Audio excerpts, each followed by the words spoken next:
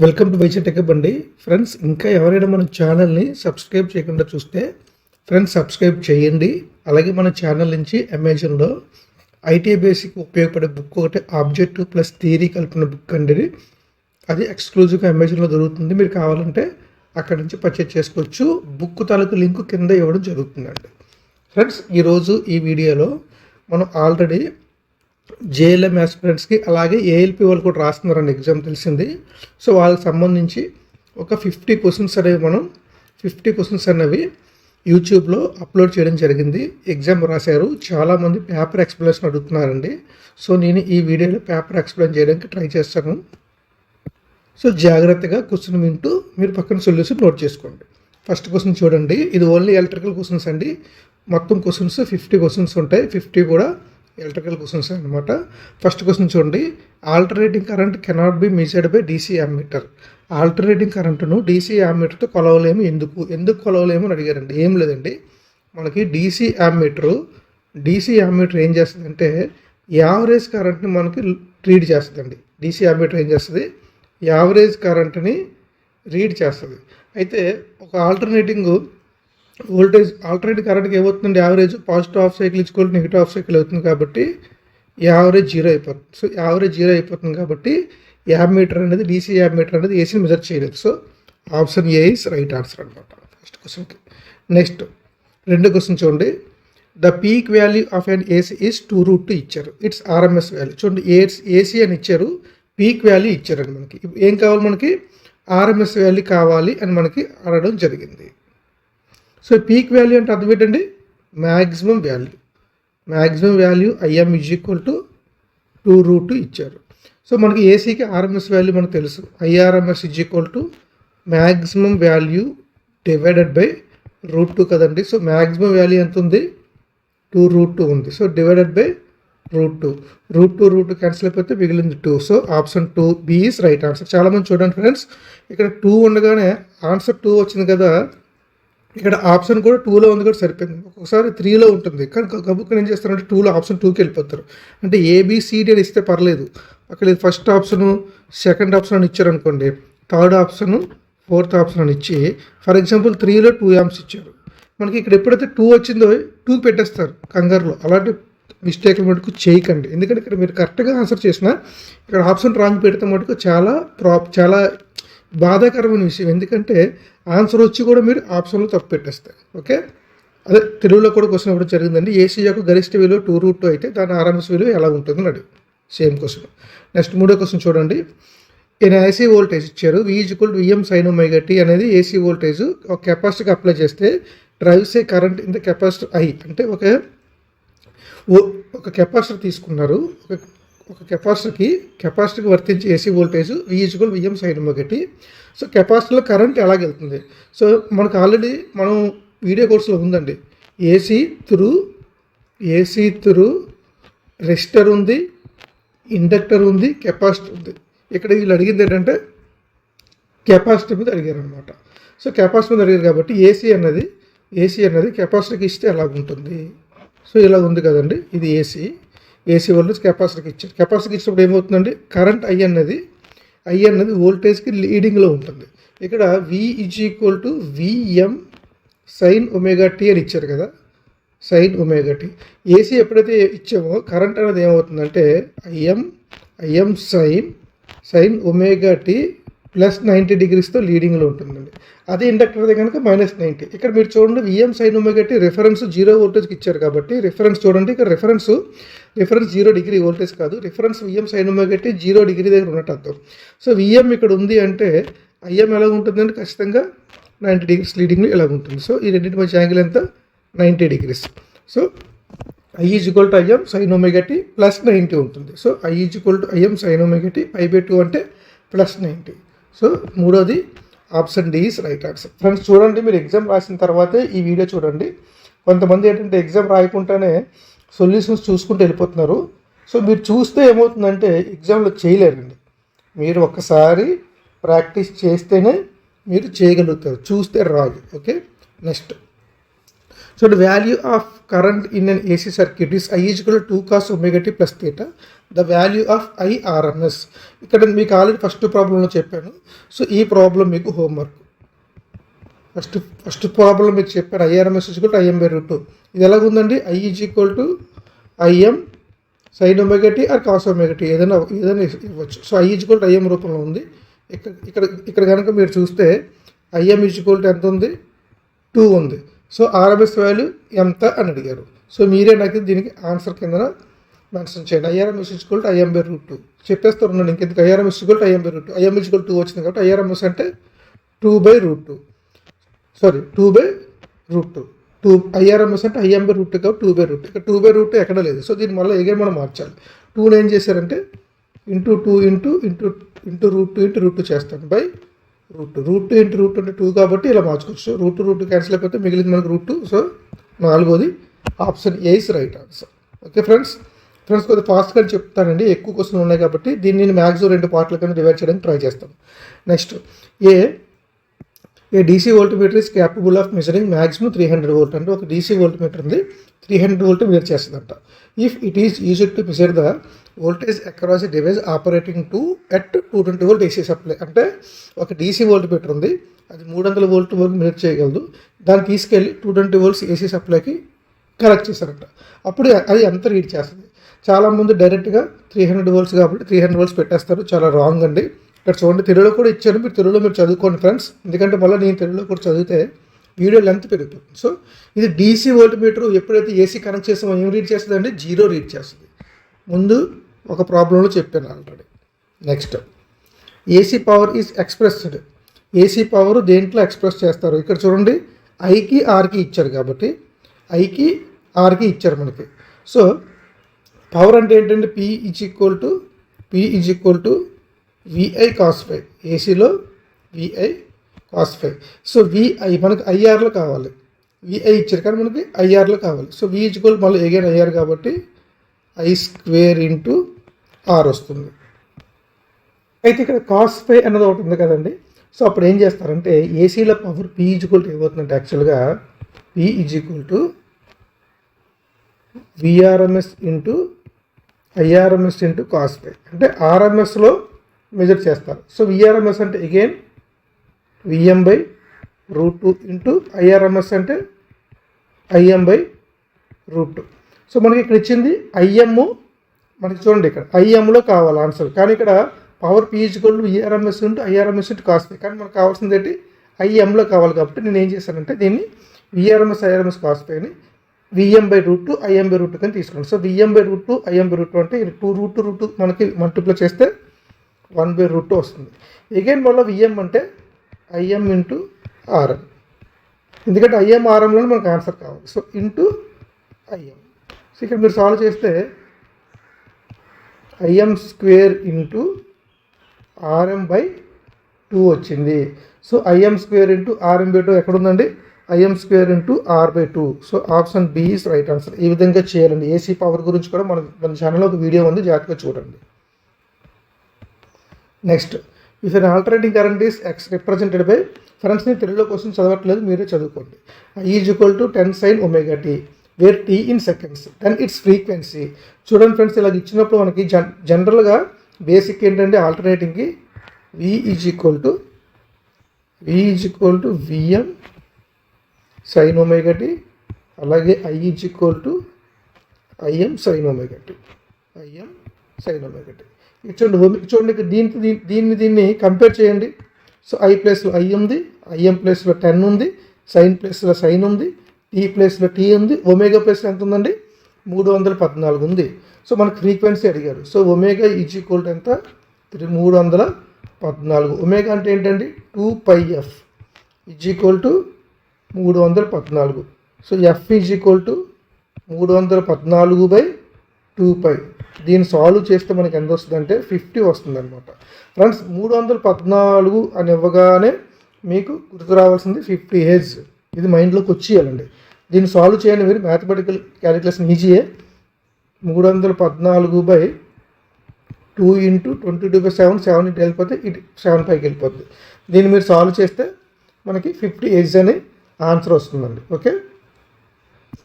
Next 8వ question చూడండి. 8వ క్వశ్చన్, ఒక ఏసీ సర్క్యూట్లో వోల్టేజ్ మరియు కరెంట్ని వరుసగా ఏసీ సర్క్యూట్లో వోల్టేజ్ మరియు కరెంట్ని వరుసగా V=EM sin ωt మరియు I=IM sin ωt plus 30 degree ద్వారా ఇస్తారంట. సో ఈ చక్రంలో వెదజల్లబడిన శక్తి ఎంత? క్వశ్చన్ చూడండి. 8వ క్వశ్చన్ ఇంగ్లీష్లో లేనట్టుంది, ఓన్లీ తెలుగులోనే వచ్చిందండి ఇది. ఓకే, ఇంగ్లీష్ స్టూడెంట్స్ కూడా తెలుగులోనే అడ్జస్ట్ అవ్వండి. క్వశ్చన్ మీకు ఆల్రెడీ చెప్పాను. Power P VM/√2 into IM/√2 into cos phi వస్తుందండి.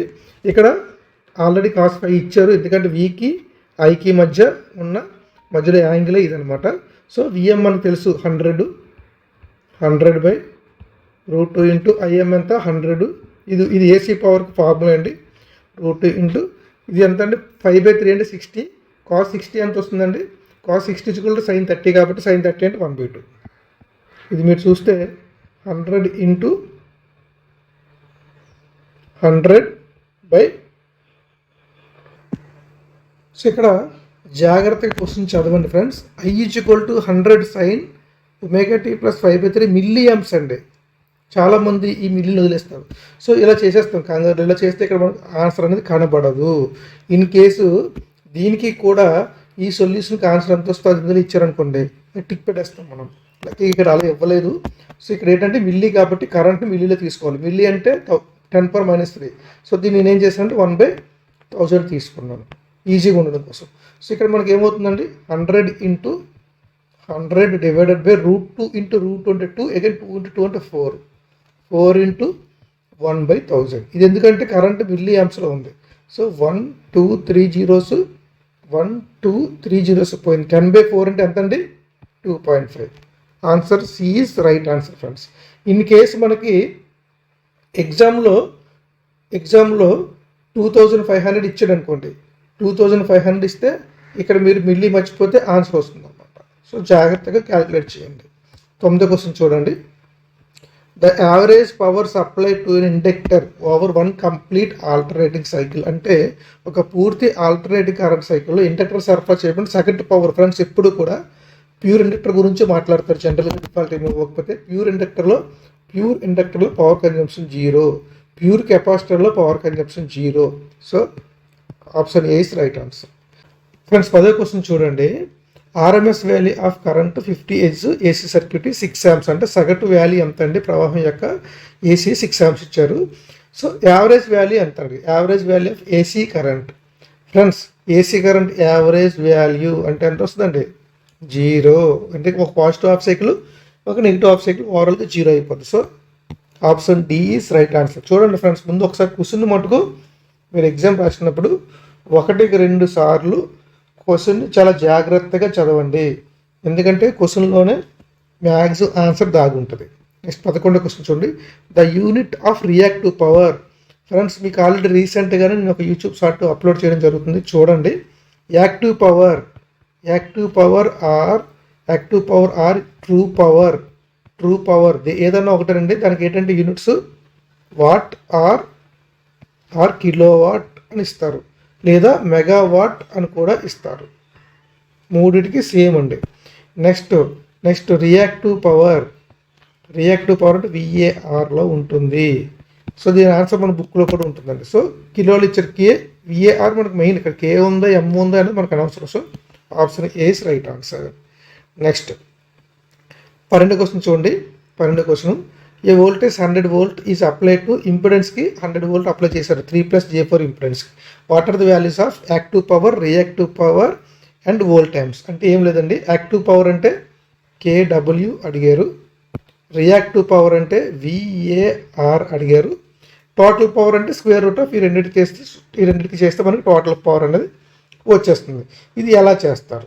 చాలా ఈజీ అండి. ఫస్ట్ ఏం చేద్దామంటే ఇంపిడెన్స్ Z = మ్యాగ్నిట్యూడ్ కనుక్కుందాం. మ్యాగ్నిట్యూడ్ ఎంత అంటే స్క్వేర్ రూట్ ఆఫ్ 3² + 4² అంటే స్క్వేర్ రూట్ ఆఫ్ 25. అంటే Z = ఎంత వచ్చిందండి మనకి? Z = ఎంత వచ్చింది? 5 వచ్చింది. సో దీని నుంచి I = V/Z. V ఎంత 100/Z అంటే 5. So that = 20. సో 2 వచ్చాయి. అలాగే మనకి ఇంపిడెన్స్ ట్రయాంగిల్ అని చెప్పి ఉంటుందండి. ఈ ఇంపిడెన్స్ ట్రయాంగిల్ మనకు తెలిస్తే ఇదేంటంటే ఇది కర్ణం అంటే ఎంత అంటే ఇంపిడెన్స్ 5 వస్తుంది, ఇదేమో ఆసన్న భుజం 3, ఇది రెసిస్టెన్స్ అనమాట, ఇది రెసిస్టెన్స్, ఇది ఎదుటి భుజం 4 అనేది రియాక్టెన్స్. సో 3² + 4² హైపోటెన్యూస్ చేస్తే 5 వచ్చింది. సో ఇది power factor angle theta. So ఇక్కడ మీరు చూసినట్లయితే మనకి పవర్ ఫ్యాక్టర్ తెలియాలి అంతే కదండి. ఫస్ట్ కేడబ్ల్యూ అంటే ఏంటి, విఐ ఇంటూ కాస్ 5 కదా. సో వి అంటే 100, ఐ ఎంత వచ్చింది మనకి 20 వచ్చింది, 20 ఇంటూ కాస్ 5 అంటే ఆసన్న భుజం బై కర్ణము, ఆసన్న భుజం అంటే 3 డివైడెడ్ బై కర్ణం అంటే 5. సో దీన్ని మీరు సాల్వ్ చేస్తే 5 ఒకట్లు 5 4, 3 ఒకట్లు 3 4 12, 12 ఇంటూ 100 అంటే 1200. 1200 ఏమొచ్చిందండి మనకి యాక్టివ్ పవర్. సో ఆప్షన్ ఏలోనే ఉంది, ఆప్షన్ సిలోనే ఉంది. చూడండి రెండింటికి రియాక్టివ్ పవర్లు కూడా సేమ్ ఉన్నాయి. సో మనం టోటల్ పవర్ కనుక్కోవాలి. సో ఇది 1200 మనకి యాక్టివ్ పవర్ 1200 వచ్చింది. సో రెండింటిలోనే రియాక్టివ్ పవర్ సేమ్ ఉంది కాబట్టి రియాక్టివ్ పవర్ 1600 తీసుకోండి. అప్పుడు అపరెంట్ పవర్ ఎంత అవుతుందండి, 1200 స్క్వేర్ ప్లస్ 1600 స్క్వేర్ రూట్ చేస్తే వస్తుంది. సో 1200 బదులు 12 తీసుకోండి. 12 ఎంత 144 ప్లస్ 16 ఎంత 256 వస్తుంది. సో 256 ప్లస్ 144 అంటే ఎంత అంటే 400, √400 అంటే 200 వస్తుంది, అంటే 2000. సో మనకి ఆన్సర్ సి రైట్ ఆన్సర్. 2200 ఇచ్చారు, ఇది 2000 ఇచ్చారు. సో ఇదే క్వశ్చన్ నేను సింపుల్గా ఇంపిడెన్స్ ట్రయాంగిల్తో కూడా కనుక్కుంటాను చూడండి. ఇది ఒక టెక్నిక్, ఇలా కూడా మనం చేయొచ్చు. ఇంపిడెన్స్ ట్రయాంగిల్ అంటే ఏం లేదండి, ఆర్కి ఎక్స్కి ఎల్కి ఒక ట్రయాంగిల్ చెప్పిన ఆల్రెడీ. ఇప్పుడు ఆరు, ఇది రియాక్టెన్స్ ఎక్స్, ఇది హైపోటెన్యూస్ జెడ్. ఇక్కడ మనం చూస్తే చూడండి ఈ ఆర్ ఉంది కదా, ఈ ఆర్కి నేను ఏం చేస్తానంటే ఇంటూ ఐ చేస్తాను, ఇక్కడ ఇంటూ ఐ చేస్తాను, ఇక్కడ ఇంటూ ఐ చేస్తాను. ఇప్పుడు ఏమొచ్చిందని మనకి ఇంటూ ఐ చేయడం వల్ల దీనికి వి వచ్చింది, దీనికేమో వోల్టేజ్ డ్రాప్ అక్రాస్ రెసిస్టర్ వచ్చింది, దీనికేమో వోల్టేజ్ డ్రాప్ అక్రాస్ ఇండక్టర్ వచ్చింది కదా. ఇప్పుడు దీనికి మళ్ళీ ఇంకో ఐ చేస్తాను, ఇంకో ఐ చేస్తే ఏమైపోయింది, ఇది I² Z అయింది, ఇది I² R అయింది, ఇది I² X అయింది. మనకి తెలుసు ఆర్ ఎంత 3 అని తెలుసు, ఎక్స్ ఎంత 4 అని తెలుసు, జెడ్ ఎంత క్యాల్కులేషన్ 5 అని తెలుసు. ఇప్పుడు మనకి I² ఇంటూ ఆర్ చేస్తే యాక్టివ్ పవర్ కదండి వస్తుంది. ఐ ఎంత వచ్చింది మనకి ఆల్రెడీ, మీకు ఆల్రెడీ ఇప్పుడు నేను చెప్పినప్పుడు మనకి ఐ వాల్యూ ఎంత వచ్చిందండి, I = V/Z అంటే 100/5, దట్ = ఎంత వచ్చింది 20 వచ్చింది. సో I² Z అంటే 20 ఇంటూ 3 చేస్తే 20 400 ఇంటూ 3 1200. చూసారా యాక్టివ్ పవర్ 1200 వచ్చేసింది. రియాక్టివ్ పవర్ కూడా సేమ్ ఇచ్చారు. మనకు కావాల్సిందేంటి అప్పరెంట్ పవర్ దగ్గర మనం ఇందాక క్యాలిక్యులేషన్ కష్టపడ్డాం. ఆల్రెడీ యాక్టివ్ పవర్ తెలిసిపోయింది, రియాక్టివ్ పవర్ రెండింటిలో సేమ్ ఇచ్చారు. రియాక్టివ్ పవర్ కూడా క్యాలిక్యులేట్ చేయండి కావాలంటే. 20 20 ఇంటూ 2 చేశారనుకోండి,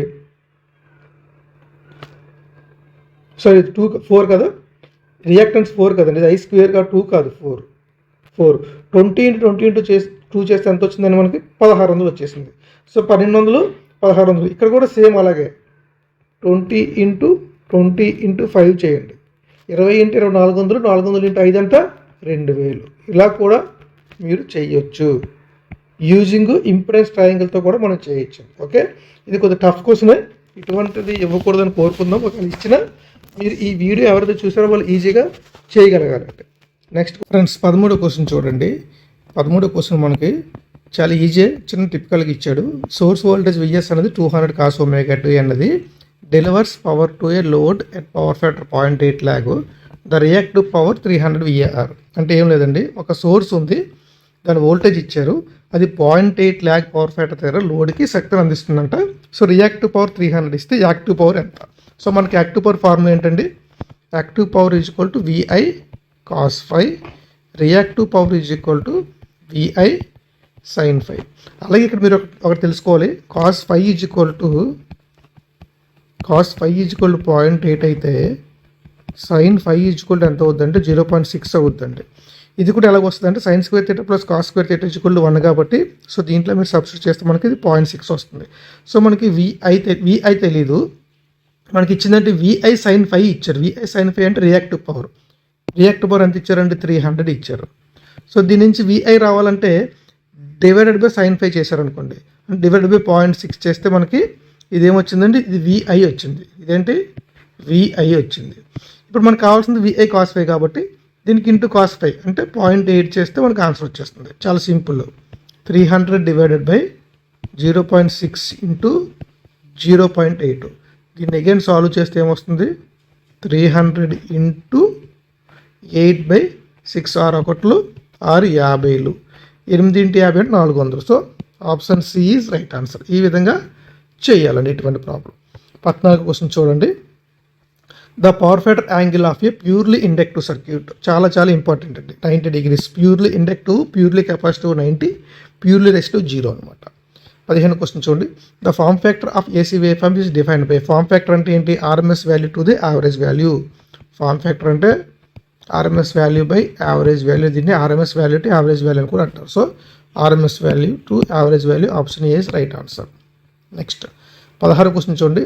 సమతుల్య నక్షత్ర కనెక్ట్ చేయబడిన వ్యవస్థలో, అంటే ఒక స్టార్ కనెక్షన్ సిస్టమ్ ఉందంట, లైన్ వోల్టేజ్లు వాటి సంబంధిత దశ వోల్టేజ్ల కంటే డాష్ ముందు ఉంటాయి. సింపుల్ చూడండి. In a balanced star connected system line voltages are dash ahead of the respect to phase voltage. అంటే ఒక స్టార్ కనెక్షన్లో లైన్ వోల్టేజ్కి ఫేస్ వోల్టేజ్కి మధ్య యాంగిల్ ఎంత ఉంటుంది, అది ఎంత అంటే 30 degrees ఉంటుంది అనమాట. 30 degrees లైన్ వోల్టేజ్ అంటే లైన్ వోల్టేజ్ ఎలా ఉందనుకోండి, ఫేస్ వోల్టేజ్ కన్నా 30 degrees ముందు ఉంటుంది అనమాట. Okay. Next, in 3-phase system RYB sequence also known as. Friends చూడండి, మనకి పాజిటివ్ సీక్వెన్స్ అని, నెగిటివ్ సీక్వెన్స్ అని, జీరో సీక్వెన్స్ అని చెప్పి 3 సీక్వెన్స్ ఉంటాయండి.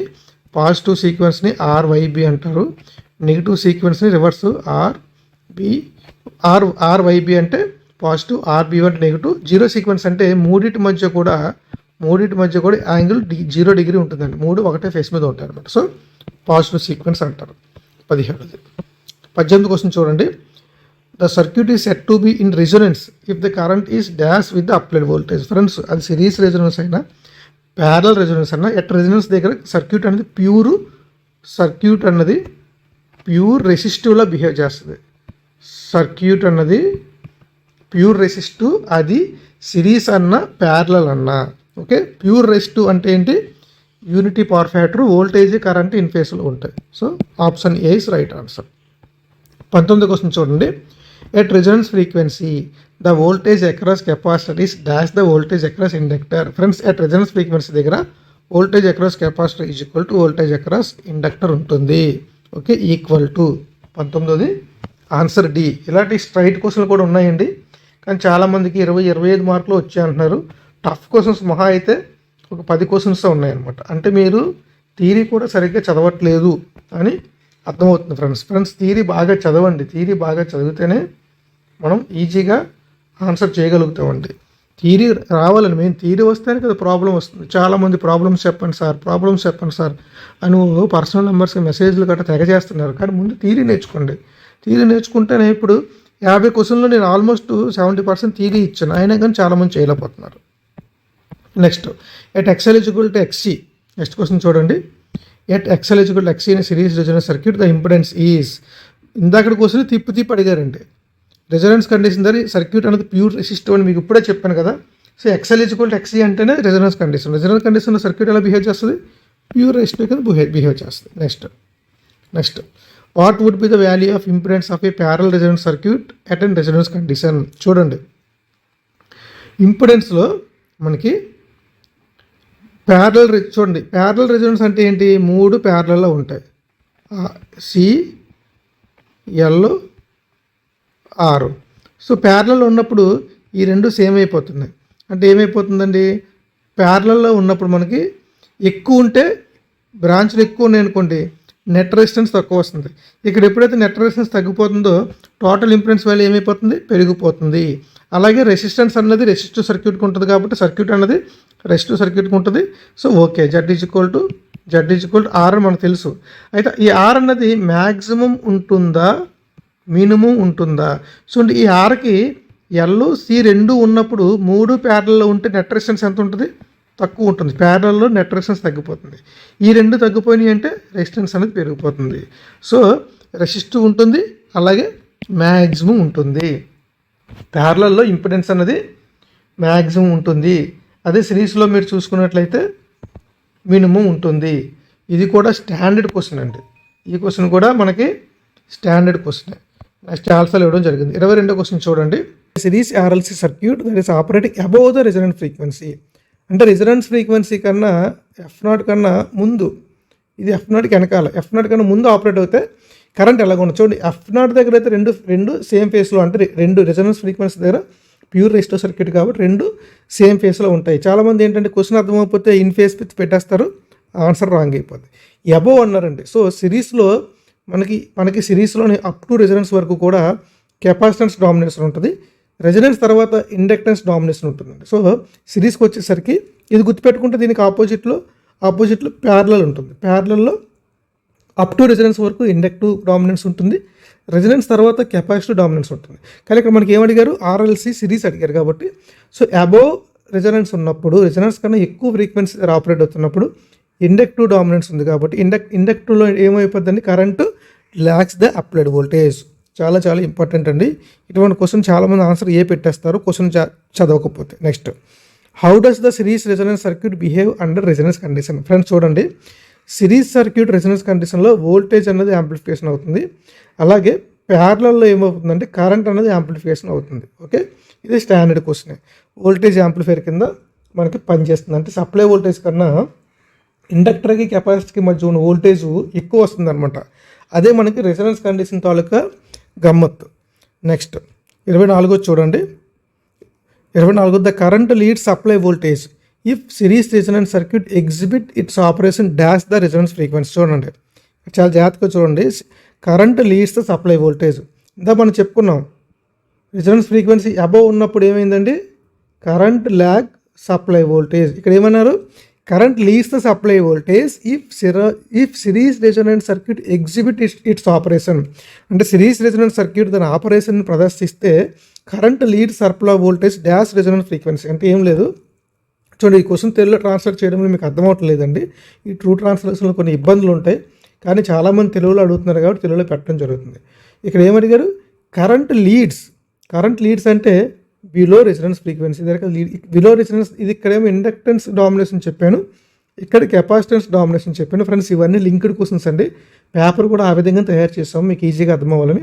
సో ఈ కండిషన్లో కరెంట్ ల్యాక్స్, ఇక్కడ కరెంట్ లీడ్స్ అని ఇచ్చారు కదా, కరెంట్ లీడ్స్ వోల్టేజ్ అంటే ఇది ఏ కండిషను, కెపాసిటెన్స్ డామినేషన్ ఎక్కడుంది, below resonance frequency. So option A is right answer. Tough questions అండి, థియరీ కోసం జాగ్రత్తగా చదివితే చేయగలరు. 25వ క్వశ్చన్ చూడండి. The impedance at resonance frequency of A RLC circuit. Impedance at resonance frequency చూడండి, చాలా జాగ్రత్తగా చదవండి. సో ఆర్ఎల్సి సర్క్యూట్లో రెజొనెన్స్ ఫ్రీక్వెన్సీ దగ్గర ఇంపిడెన్స్ ఈక్వల్ ఏమైపోతుంది అంటే రెసిస్టెన్స్. ఎందుకంటే ఎల్ సి క్యాన్సిల్ అయిపోతాయి. ఇక్కడ ఎల్ ఇచ్చారు, సి ఇచ్చారు, ఆర్ ఇచ్చారు. చాలామంది ఎక్స్ఎల్ వాల్యూ ఫైండ్ అవుట్ చేసేసి ఎక్సీ వాల్యూ ఫైండ్ అవుట్ చేసి టైం అంతా వేస్ట్ చేసుకుంటారు. కానీ ఇక్కడ క్వశ్చన్ ఏంటి, రెజొనెన్స్ ఫ్రీక్వెన్సీ దగ్గర జెడ్ ఈక్వల్ టు ఆర్ కాబట్టి ఇంపిడెన్స్ ఈక్వల్ రెసిస్టెన్స్ కాబట్టి రెసిస్టెన్స్ వాల్యూ 90 ఇచ్చారు కాబట్టి option A is right answer. So ఇక్కడతో 25 క్వశ్చన్స్ నేను క్లోజ్ చేస్తానండి. నెక్స్ట్ కమింగ్ వీడియోలో మిగతా క్వశ్చన్స్ ఎక్స్ప్లెయిన్ చేస్తాను. Thank you for watching this video. ఇంకా మన ఛానల్ నుంచి వచ్చిన బుక్ మీరు కొనుక్కోవాలనుకుంటే అమెజాన్లో ఉంటుంది, త్వరగా కొనుక్కోండి. అలాగే ఇటువంటి వీడియోస్ మీకు రెగ్యులర్గా రావాలి, మీకు తెలియాలి అనుకుంటే మనకి ఛానల్లో సబ్స్క్రైబ్ చేయండి. అలాగే మీకు ఏదైనా టాపిక్ కావాలనుకుంటే మన వాట్సాప్ గ్రూప్లో కానీ కిందన కామెంట్లో కానీ మీరు యాడ్ చేయండి. టాపిక్ నేను ఎక్స్ప్లెయిన్ చేయడానికి ట్రై చేస్తాను. వీడియో నచ్చినట్లయితే లైక్ చేయండి. Thank you for watching this video.